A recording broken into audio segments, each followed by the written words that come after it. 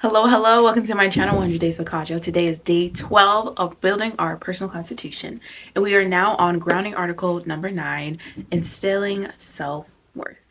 What is self-worth? Self-worth is the internal sense of value, of deserving love, respect, and happiness. It's independent from external factors and validation. It helps you maintain healthy boundaries with others and yourself. It overall helps you make better choices. The first thing I want you to do is rate your self-worth on a scale 1 to 10. And you better be truthful.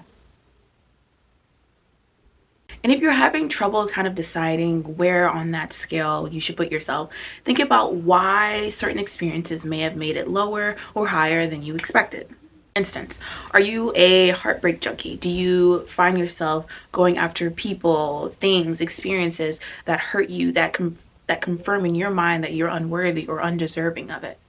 Do you practice negative self-talk? Do you self-sabotage? Do you isolate yourself when you know that you want to be with people, that you know you want to do certain things, but instead you just staying in bed and bed rot your whole life away? It's a little extreme, bed rotting your whole life away, but for some people, if you find yourself in that area of constantly saying negative self-talk, isolating yourself, or seeking out experiences that hurt you, then I would say your self-worth is probably on, let's say, 5 and below. You can kind of decide how low it is based on your personal experiences, but you want to be truthful to make sure that you have a benchmark of where you're trying to build from. You also want to consider any external factors that you tie yourself to. For instance, for me, I tied myself to a lot of academic external validation. I've done that my entire life because it was the one area in my life where I knew I'd get praise, I knew I was doing well, and I knew there wasn't any wrong that I could do. It was a clear path to get the A's. And when I entered to my adulthood and I started to understand that yes, education's important, but external validation, at least in the academic sense, isn't as important. And I found myself realizing that academics didn't have such a high value in my life as I thought I did. It was a very artificial love for education, which really hurt me because it was like, wow, who the heck am I if I didn't actually like learning? So throughout college, I had to kind of break down years and years of seeking that academic validation and being quiet on my accomplishments so that I was reassuring to myself that I'm doing it for me. Another thing, when I realized that academic validation truly was holding no value in my life, it made me rethink the major that I was majoring in college, which was accounting, which I knew for a really long time, since we'll say junior year of college, that maybe I didn't like accounting as much, but I was so scared because it was my junior year, I was almost done. I worked so hard, and I knew I wanted to do accounting since high school. It was a lot to take in. I ultimately decided, of course, to finish and do it for me because I worked so hard for it, but I had to reevaluate what that meant. I also had to make sure that I wasn't punishing myself and staying to the goal that I had once before and not allowing myself to discover other goals and dreams and aspirations I may have. And one of the ways that I really broke it down was starting my YouTube channel, was doing starting modeling, which I started my sophomore year in college. It's starting my app business, Affirmly, which I'm so excited when it comes out, but a lot of work is being put into it. I was finally allowing myself to do things that I wanted to do that would not receive praise early on. Had I not done all that work, you could say that my self-worth was, like, I guess, lower than it is now. I would personally score myself, I'd say an 8.5. That 1.5 and 2 little buffer is just in case there's something that I didn't work through, because I do have really good boundaries and standards, and I hold myself to a really high regard, which is probably why I do so much at once all the time. But I do understand that there are subconscious limiting beliefs that I have that I'm still unlocking, that I don't realize that are there until I am met with certain experiences and people and places and whatever that I hadn't experienced before that forced me to confront them. Another reason why I score myself about an 8.5 on the self-worth scale is because, again, I have very strong boundaries and standards. When I am treated poorly, if I am disrespected, if I don't feel valued, I remove myself from that person, situation, place, whatever you call it. A lot of people would say, like, oh, I'm mean, or I'm strict, you know, like, oh, I'm not to be messed with. And I'm like, I love that I exude this energy. People who don't even know me come up to me and say, yeah, I know you're not the one to be played with. and I'm not the one to be played with. Matter of fact, matter of fact. And I pride myself in having those high standards and boundaries, and it makes me feel good that I'm protecting myself. But another reason why I scored myself an 8.5, 8 to 8.5, is because I had to also understand that some of those boundaries and standards were a wall that I built up to protect myself. So some of it was unnecessary, and I'm learning to reel some in because it was blocking me from certain people, experiences, and things that I wanted to experience in my life. And in order to do that, ooh, that was ugly. In order to do that, I needed to bring down those walls that I disguised as boundaries and standards. So you can pause the video and truly think about the experiences, practices, and external factors of validation that are affecting your score. And be truthful, please. A little FYI, I am creating a personalized affirmation app. And if you haven't done so already, go to my description box, join our emailing listing if you are interested for when it comes out, and to answer my survey so I understand what your needs are. Thank you, I love you, and let's continue with the rest of the video. Okay, welcome back. Next thing that you want to do is to ask yourself, when you have high self-worth, or when you feel that you are worthy, regardless of where you are on the scale, how does it make you feel good? I know for me, when I have those moments of really, really high self-worth, like there are times where I feel like an 11 out of 10 on that scale. And I feel expansive. I feel that I want to connect with people and to go places, and I don't want to stay home. And I just love life, and I'm dancing, and I'm smiling, and I'm giggling. When I value myself, when I have that high self-worth, I feel like anything's possible. I go after my dreams. I go after my desires. Another thing, again, with my YouTube channel, the reason why I even started my YouTube channel, because I had a moment where I had extremely high value and high self-worth, and I just jumped into it.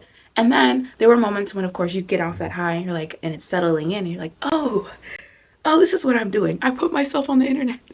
I put myself on the internet.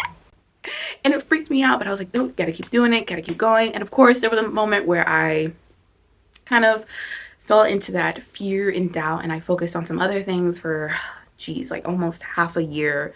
And I came back to it, but now I'm better than ever. So really dig deep and find moments where you had that very, very high self-worth and value, and how it made you feel and what it made you do. That's how you're supposed to be in life, majority of the time. Next, you want to write down and think about ways you practice self-worth. There's two things that I do. I do home-based rituals and boundaries and standards. For home-based rituals, I do journaling. I practice positive affirmations. Like I told you in my previous videos, I have an I am sticky note in my car, which I put in my car when I was going through a lot and I just needed to have like a more positive mindset. And I would go into my car, and every time I entered my car, I had to say something positive about my life or me. And there were times where I'd say one thing and I'm like, okay, I'm done. And other times where I'm talking to myself and pouring positive affirmations and words into myself for the entire drive. And the drive could be 30 minutes and I'm just in my head, I'm just going in. I'm like, as I mentioned before, I love to go on walks. I love to spend time with friends and family. I seek out things that make me feel good and make me feel whole, that aren't like indulging, right? So if you're someone that seeks out, I guess, food and substances, I'm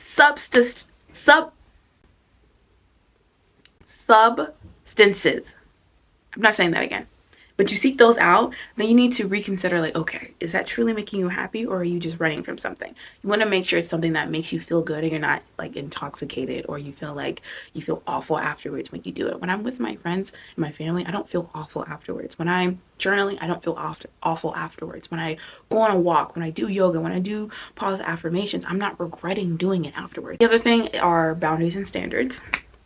Now, for this section particularly, I want you to focus on how you will ensure that you follow those boundaries and standards that we will talk about later on. Now, if you have no idea how you would do that until we talk about different boundaries and standards for family relationships, friend relationships, I guess platonic, romantic relationships, professional and career relationships, community relationships, your faith and spirituality relationships. If you want to wait to address all those boundaries, which we will, which I'm super excited about, then that's fine. But here, just say, I will hold myself accountable by, I don't know, doing 5 push-ups. I know for me, whenever I go back on a certain boundary or standard that I set for myself, I make sure to sit down and not ridicule myself for it. I think oftentimes like I'm really harsh on myself and like I want to be perfect all the time, which I can't be. I mean, damn near, but not all the time. So I will sit down and say, you know what, it's okay that you made that mistake. You had a moment of weakness, or maybe you were just highly emotional or whatever. Reassure myself that it's okay to make those mistakes. And then I journal or I meditate or whatever. And then I go back and I enforce those boundaries and standards. I don't care what I said before. I don't care if I'm backtracking. I am setting those boundaries and standards. I'm enforcing it, okay? No matter what. If you want to instill confidence and reassurance in yourself while creating your personal constitution, follow my channel of Firmly Active Affirmations, where you'll find affirmation, ETF tapping, and guided yoga, as well as my other channel of Firmly Sounds, where you'll find soundscapes such as brown noise, white noise, rain sounds, TV static, and so much more. And the last thing I want you guys to do is to write down every reason why you are worthy. I don't care if it's silly, like I'm worthy because I have pinkies. That's okay. If that's one of the things that make you feel worthy, write it down. This can be as long, this can be as short, this can be as poetic, this can be as robotic as you want it to be. But I need you to really sit down and ask yourself, why are you worthy? Why are you inherently worthy? When I was going through a really tough time, I would often tell myself, I am inherently worthy. And I would say it over and over and over. And there were times where I was crying and it was really emotional. Other times where I'm just like in my moment, I'm like, yeah, I am inherently worthy. I am worthy, right? And I'm really happy. So I had to say that a lot and I had to list reasons why I am. Like, I'm inherently worthy because I'm breathing. I'm inherently worthy because blah, blah, blah. Like, whatever that comes to mind to help you understand your worth and to feel your worth, write it down. This is super important because if you don't feel that you're worthy, then you simply are not. And I'm not saying that to belittle anyone, but quite literally, you are your own universe. So whatever you say is law. So if your law says you are not worthy, by your own law, which is why we're writing our own personal constitution, you are unworthy and you want to make sure that you undo that. The more you believe it, the more you say it, the more it becomes true. Although I understand that feelings are not facts, we are human. We are more in touch with our emotions than our logic side than people would like to admit.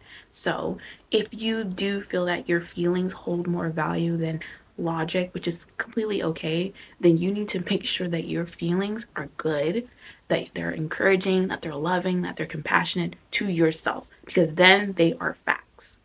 All right, thank you for watching my video. I love you guys, and I'll see you next time.